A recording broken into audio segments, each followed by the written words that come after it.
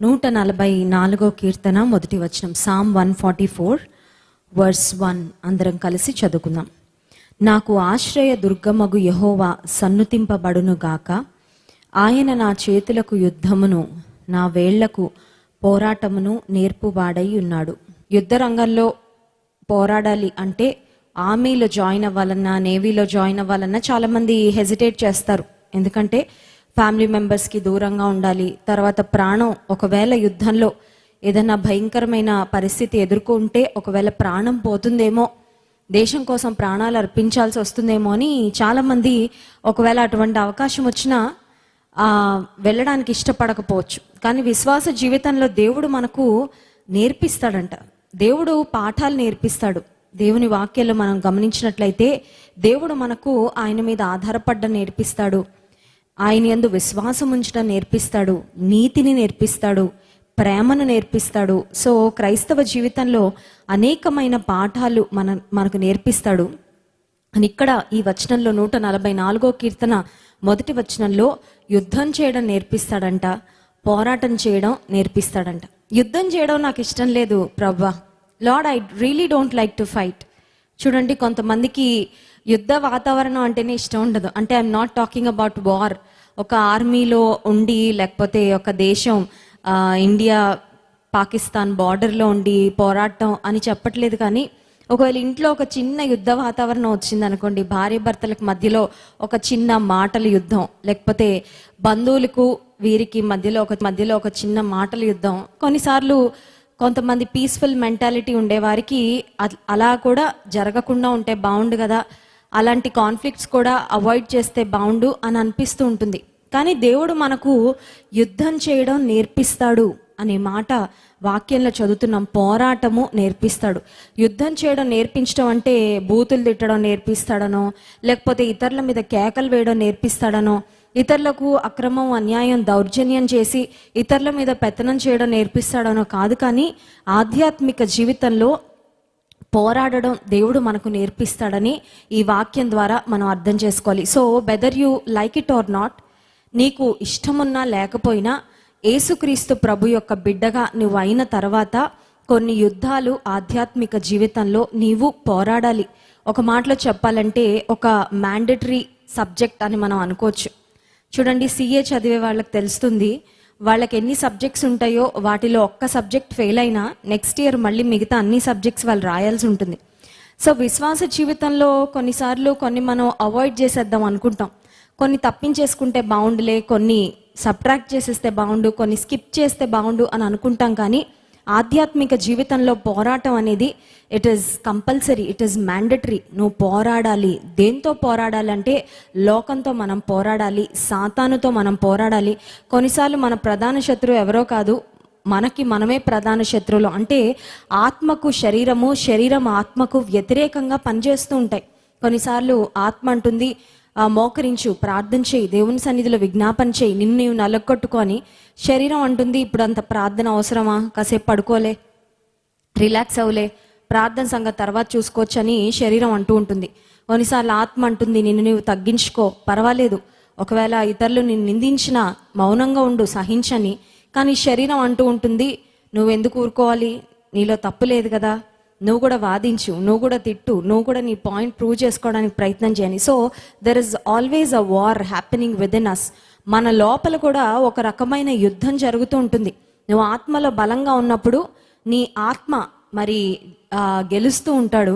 ఒకవేళ నువ్వు ఆత్మలో బలహీనంగా ఉన్నప్పుడు, స్పిరిచువల్గా ఎప్పుడైతే వీక్గా ఉంటావో, శరీర ఇచ్చలు, లేకపోతే శరీరం ఏం చెప్తుందో, నీ మనసు ఏం చెప్తుందో దాన్ని బట్టి ముందుకు వెళ్ళిపోతూ ఉంటాం. సో దేవుడు మన చేతులకు యుద్ధము, మన వేళ్లకు పోరాటము నేర్పించేవాడు. సో నేర్చుకోవడం ఇష్టం ఉన్నా లేకపోయినా ఆధ్యాత్మిక జీవితంలో యుద్ధం చేయాలి అని నేర్చుకున్నాం. సో యుద్ధం చేయడం నాకు ఇష్టం లేదండి, బట్ దేవుడు చేయడం నేర్పిస్తాను అంటున్నాడు కాబట్టి ఓకే అని నువ్వు అన్నట్లయితే, యుద్ధం చేయడం నాకు అసలు రాదండి, నాకు ఇష్టం లేదు యుద్ధం చేయడం, దట్స్ ఫైన్, బట్ నువ్వు యుద్ధం చేయాలి. ఓకే, ఇప్పుడు బ్యాటిల్ ఫీల్డ్లోకి వచ్చావు, యుద్ధ రంగంలోకి వచ్చావు, are at least you have realise that you are in the battle field. యుద్ధ రంగంలో ఉన్నావు అని గ్రహించుకున్న తర్వాత నాకు యుద్ధం చేయడం రాదండి, యుద్ధం చేయడం రాకుండా యుద్ధ రంగంలో తీసుకెళ్ళి నిలబెడితే ఏమవుతుంది? ఎనిమి ఖచ్చితంగా టార్గెట్ చేస్తాడు.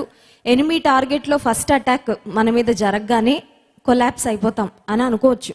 కానీ దేవుని వాక్యం సెలవిస్తుంది, ఆధ్యాత్మిక జీవితంలో యుద్ధం చేయాలి, పోరాడాలి. బట్ నువ్వు ఎలా పోరాడాలో, ఎలా యుద్ధం చేయాలో నీకు నేర్పించేవాడు దేవుడు. మన చేతులకు యుద్ధము, వేళ్లకు పోరాటము నేర్పువాడు అనే మాట దేవుని వాక్యంలో గమనిస్తున్నాం. ఆయన నా చేతులకు యుద్ధము, నా వేళ్లకు పోరాటము నేర్పించేవాడు. సో నేర్పించేవాడు దేవుడైతే నీకు బాగా నేర్పిస్తాడు. హల్లెలూయా. ఎలా ఫెయిల్ అవ్వాలో నేర్పించరు, ఎలా పాస్ అవ్వాలో నేర్పిస్తారు. నీకు ఎలా అర్థమవుతుందో నీకు అర్థమయ్యే విధానంలో దేవుడు నేర్పిస్తాడు. విశ్వాసులంగా మనందరం ఒకటి గుర్తుపెట్టుకోవాలి, అదేంటంటే దేవుని పాఠశాలలో, దేవుని స్కూల్లో మనం students, we are students in God school. ఎప్పటి వరకు అండి? నేను 40 సంవత్సరాలు వచ్చే వరకు దేవుని దగ్గర నేర్చుకుంటే సరిపోతుందా? లేకపోతే విశ్వాస జీవితంలో ఒక 30 సంవత్సరాల ట్రైనింగ్ సరిపోద్దా?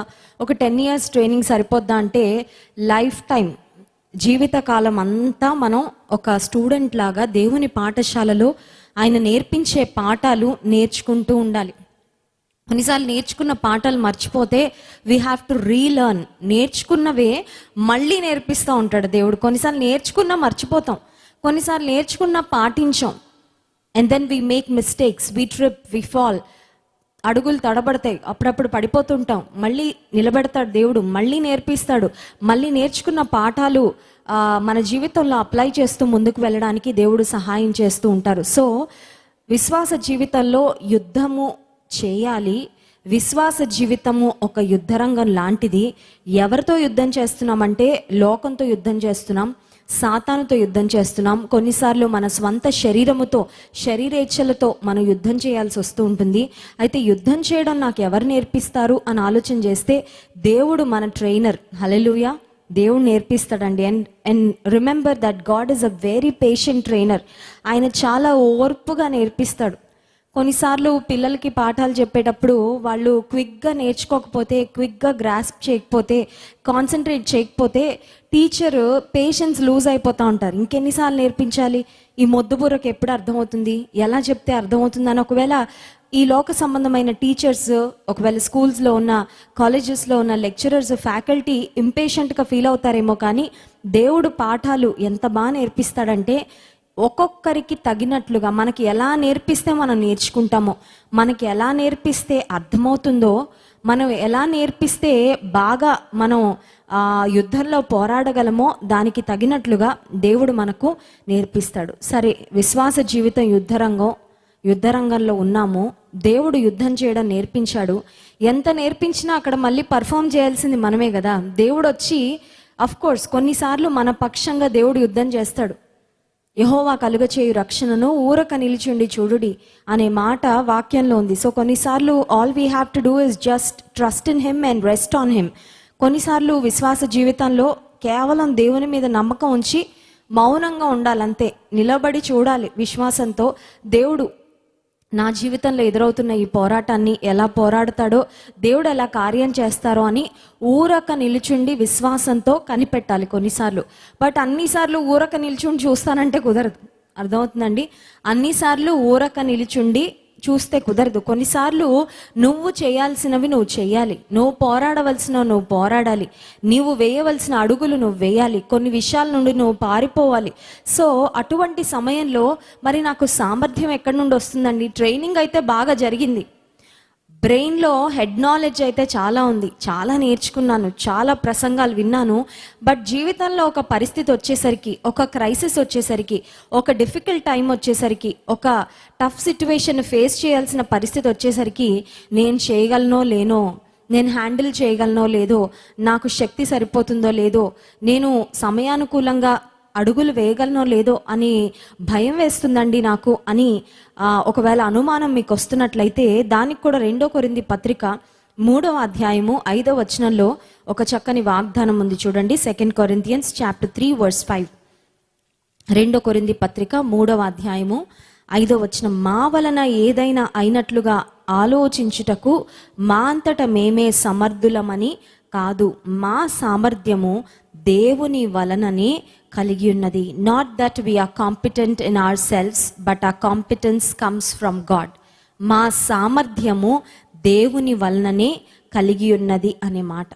ఎంత నేర్చుకున్నా, యుద్ధ రంగంలో ఎంత హెడ్ నాలెడ్జ్ ఉన్నా, ఎన్ని ప్రసంగాలు విన్నా, ఒక శోధన వచ్చినప్పుడు ఆ శోధనను జయించడానికి నువ్వు ఒక నిర్ణయం తీసుకోవాలి. ఆ నిర్ణయం తీసుకోవడానికి నాకు ఎవరు సహాయం చేస్తారండి?